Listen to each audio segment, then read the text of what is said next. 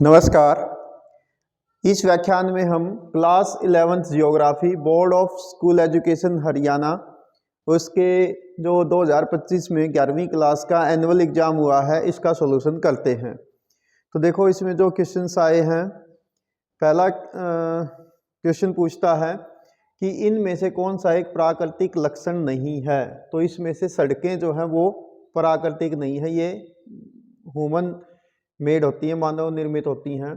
Second पूछता है कि एक गहरी घाटी जिसकी विशेषता सीढ़ी नुमा खड़े ढाल होते हैं वह किस नाम से जानी जाती है। तो वो जानी जाएगी कैनियन के नाम से। ऑप्शन डी सही है।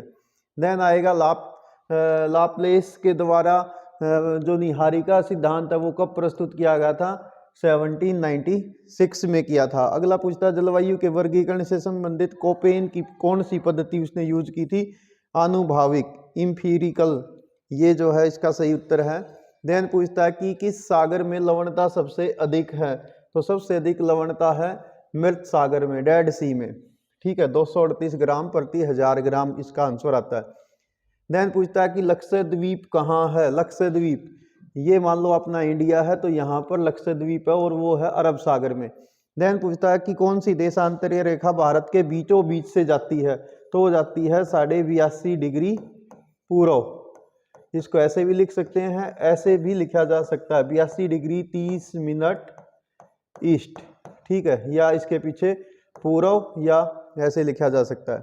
इसको आप बोल सकते हैं IST, Indian standard time. Next आपसे पूछता है पहला भू सम्मेलन अर्थ समिट कब हुई थी। तो फर्स्ट अर्थ समिट हुई थी 1992 में, ब्राजील के रियो डी जनेरियो शहर में हुई थी। नेक्स्ट क्वेश्चन पूछता है अभिकथन और कारण, इसको पढ़ के आंसर देना था। कह रहा पूर्वी घाट पश्चिमी घाट से ऊंचे हैं। अब देखो सबसे पहले ये सेंटेंस पढ़ा हमने, तो ये सेंटेंस गलत है। पूर्वी घाट महानदी घाटी से दक्षिण में नीलगिरी तक फैला, ये सही है। अब आपने देखना इसका ऑप्शन, यानी ए गलत है और ए असत्य है लेकिन आर सत्य है, तो ऑप्शन डी सही हो गया। नेक्स्ट इसी प्रकार से आपका है क्वेश्चन नंबर 10। इसमें भी दो कथन दिए गए हैं। कह रहा नदियां पहाड़ों से उतरते समय शिवालिक की ढलानों के समानांतर लगभग 8 से 16 किलोमीटर चौड़ी एक संकरी पट्टी में कंकड़ को जमा कर देती है, इसे तराई के नाम से जाना जाता है। ये सेंटेंस गलत है, ये सेंटेंस सही है। तराई नहीं आएगा, यहाँ पर भाबर आता है। ठीक है, तो ये इसमें आएगा, तो इसका उत्तर हो जाएगा कि ए सत्य है लेकिन आर असत्य है। ठीक है, ये इसका आंसर हो जाएगा। नेक्स्ट आपका आ जाएगा भौतिक भूगोल के दो उप क्षेत्र आपसे पूछ रहा है। कोई भी दो उप क्षेत्र, जैसे इसमें आप बता सकते हैं जलवायु विज्ञान यानी क्लाइमेटोलॉजी, जियोमार्फोलॉजी। ठीक है, इसके अलावा सॉइल जियोग्राफी, ऐसे कोई भी आप दो, कोई भी बच्चा लिख सकता है। नेक्स्ट है प्रकाश वर्ष से आप क्या समझते हैं। प्रकाश वर्ष का यानी लाइट ईयर, एक वर्ष में प्रकाश जितनी दूरी तय कर लेता है वो लाइट ईयर कहलाता है। नेक्स्ट जवार नदमुख क्या है। एस्चुरी क्या होती है। वह संकरा स्थान जहाँ पर नदी समुद्र से मिलती है और वो अपने साथ लाए गए जो सेडिमेंट है अवसाद है उसको डिपॉजिट नहीं कर पाती, तो ऐसे स्थान जवार नदमुख कहलाता है। जैसे नर्मदा नदी जो है समुद्र के किनारे पर अरब सागर में जवार नदमुख या एस्चुरी का निर्माण करती है। नेक्स्ट कह रहा भारत के पूर्वी तट पर स्थित राज्यों के नाम बताइए। तो इसमें देखो ये भारत का ऐसे पूर्वी तट है, यहाँ तमिलनाडु है, यहाँ आंध्र प्रदेश है, यहाँ पर ओडिशा है। ठीक है, इसके बाद यहाँ पर वेस्ट बंगाल है, तो इनमें से कोई भी हो सकता है। नेक्स्ट प्राकृतिक वनस्पति क्या है। नेचुरल वेजिटेशन क्या है। वह वनस्पति जो बगैर मनुष्य के हस्तक्षेप के उगती है, नेचुरल वेजिटेशन कहलाती है। नेक्स्ट पूछता है मानसून प्रस्फोट क्या है। तो मानसून प्रस्फोट का मतलब है मई के लास्ट वीक में या जून के फर्स्ट वीक में भारत के दक्षिणी भाग पर मालाबार कोस्ट पर अचानक से जो बारिश शुरू हो जाती है उसे हम बोलते हैं मानसून बर्स्ट या मानसून प्रस्फोट। नेक्स्ट क्वेश्चन कहता है भारत में बाढ़ प्रवण क्षेत्र या राज्यों के नाम बताइए। भारत में सबसे ज्यादा बाढ़ कहाँ आ सकती हैं। तो वे आ सकती हैं बिहार में, ठीक है, इसके अलावा आसाम में, ठीक है, तमिलनाडु। ठीक, ये मेन एरिया है जहाँ पर बाढ़ भारत में सबसे ज्यादा आती हैं। ठीक है, नेक्स्ट कहता है भूस्खलन, लैंडस्लाइड क्या है? लैंडस्लाइड ऐसे जो ऊंचे पहाड़ी एरिया होते हैं वहां से अचानक मिट्टी का नीचे की ओर खिसक जाना लैंडस्लाइड कहलाता है। नेक्स्ट कहता है पृथ्वी की विभिन्न परतों के नाम बताइए। तो पृथ्वी की 3 प्रमुख परतें हैं। मान लो पृथ्वी की है, सबसे ऊपर है भूपर पट्टी, फिर भूपर पट्टी, फिर उसके बाद है दूसरी को हम बोलते हैं मेंटल और तीसरी को बोलते हैं क्रस्ट। ठीक है, मेंटल और हिंदी में बोलेंगे क्रोड। ठीक है, और नेक्स्ट कहता है ज्वार भाटा क्या है? समुद्र के पानी का किनारे की ओर चढ़ना ज्वार है, वापिस उतरना भाटा है, चंद्रमा की गुरुत्वाकर्षण शक्ति के कारण। देन आता है इसके कारण क्या है? तो कारण आप बताओगे पृथ्वी, सूर्य और चंद्रमा की जो मैग्नेटिक पावर है, गुरुत्वाकर्षण ग्रेविटेशनल फोर्स है, उसके कारण से ऐसा होता है। ठीक है, नेक्स्ट कहता है जैव विविधता के विभिन्न स्तरों का आप नाम बताइए। तो इसमें आप बायोडाइवर्सिटी के बारे में बता सकते हैं, जेनेटिक बायोडाइवर्सिटी होती है, एग्रीकल्चर बायोडाइवर्सिटी होती है, तो इस टाइप्स का। नेक्स्ट कहता है पूर्वी घाट और पश्चिमी घाट में अंतर बताना था। तो उसमें 3 पॉइंट कोई भी, जैसे आप बताएंगे पश्चिमी घाट भारत के पश्चिम में है, पूर्वी घाट पूर्व में है। पश्चिमी घाट ऊंचे हैं, ये कम ऊंचे हैं। पश्चिमी घाट सतत हैं, ये सतत नहीं है, बीच बीच में से नदियों ने इनको काट रखा है। इसकी सबसे ऊंची चोटी अनाईमुड़ी है, इसकी सबसे ऊंची चोटी महेंद्रगिरी है। नेक्स्ट कहता है भारत में मानसून पवनों की 3 विशेषताएं। तो भारत में मानसून जो पवनें होती हैं वे अनिश्चित होती हैं, अनियमित होती हैं, इनका वर्षा का वितरण जो है वो इक्वल नहीं होता है। कहीं पर ये भारी बारिश करती हैं, कहीं पर कम बारिश करती हैं। ये पवन सम्मुख ढालों पर अधिक बारिश करती है, विमुख ढालों पर रेन शैडो जोन रह जाता है। ठीक है, और इनका टाइम जो स्पेल है वो अलग अलग है। जो भारत का मालाबार कोस्ट है, इस पे ज़्यादा बारिश करती हैं, तो उस टाइम तमिलनाडु जो है वो सूखा रहता है। लेकिन जब लौटती हुई मानसून पवनें हैं, ये यहाँ पर विंटर में बारिश करती हैं। तो इस प्रकार से एक्सप्लेन किया जा सकता है, और भी इसमें कई सारे टॉपिक हो सकते हैं। नेक्स्ट वन संरक्षण के लिए उठाए गए कदम। तो गवर्नमेंट की तरफ से वाइल्ड लाइफ जो अपना फॉरेस्ट पॉलिसी 1952 की है वो लागू की गई थी। इसके अलावा 1988 के अंदर वन संरक्षण के बारे में और भी कई सारे प्रयास किए। इसके अलावा लोगों के द्वारा जो वन महोत्सव मनाया जाना, वनों को बचाने के लिए प्रयास करना, इसके बारे में बहुत सारे प्रयास सरकार के द्वारा भी किए जा रहे हैं और समुदाय के द्वारा भी किए जा रहे हैं। इसके अलावा जैसे आप उत्तराखंड का चिपको आंदोलन बताया जा सकता है, कर्नाटका का पीको आंदोलन इसमें बताया जा सकता है। नेक्स्ट कहता है उष्णकटिबंधीय चक्रवात पर नोट बताना था। तो उष्णकटिबंधीय चक्रवात ट्रॉपिकल साइक्लोन वे साइक्लोन होते हैं जो समुद्र के किनारे पर आते हैं, और ये खासकर जब मौसम या ऋतु परिवर्तन होता है तभी ही आते हैं। और इसमें समुद्र का जो टेम्परेचर है वो 22 डिग्री सेल्सियस से ज़्यादा होना चाहिए।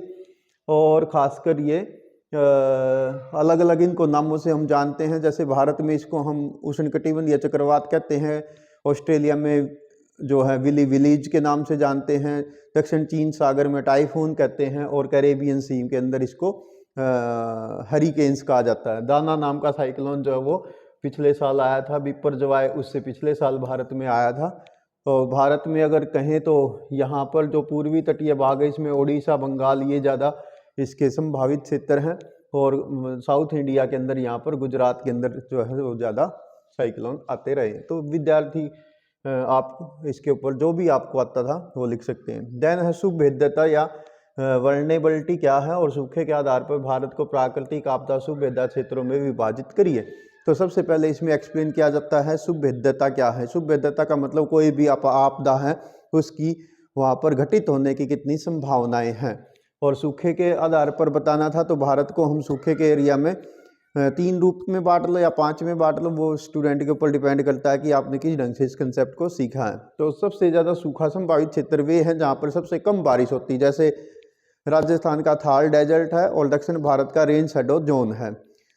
दूसरे वे एरिया हैं जहाँ पर सूखे की संभावना बिल्कुल कम है, जैसे नॉर्थ ईस्ट का एरिया या मालाबार कोस्ट, और बाकी का इंडिया जो है बीच के तीसरी कैटेगरी में आप डाल सकते हैं। मध्यम एरिया है जैसे मराठवाड़ा हो गया, कर्नाटका का विदर्भ का क्षेत्र हो गया, ठीक है। इसके अलावा तेलंगाना का क्षेत्र हो गया, दक्षिणी उत्तर प्रदेश, मध्य प्रदेश के कुछ भाग, ऐसे एरिया इसमें बांटे जा सकते हैं।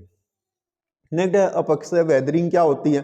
तो वेदरिंग का मतलब होता है चट्टानों का स्वयं अपने आप ही टूट फूट जाना, और भौतिक अपक्षय के बारे में इसमें एक्सप्लेन किया जाना था, वो भी काफ़ी डिटेल में। देन है मरुस्थलीय क्षेत्रों में पवनों के कार्य। तो इसमें जैसे पवनें किस प्रकार से विभिन्न लैंडस्केप को बनाती है उसके बारे में वो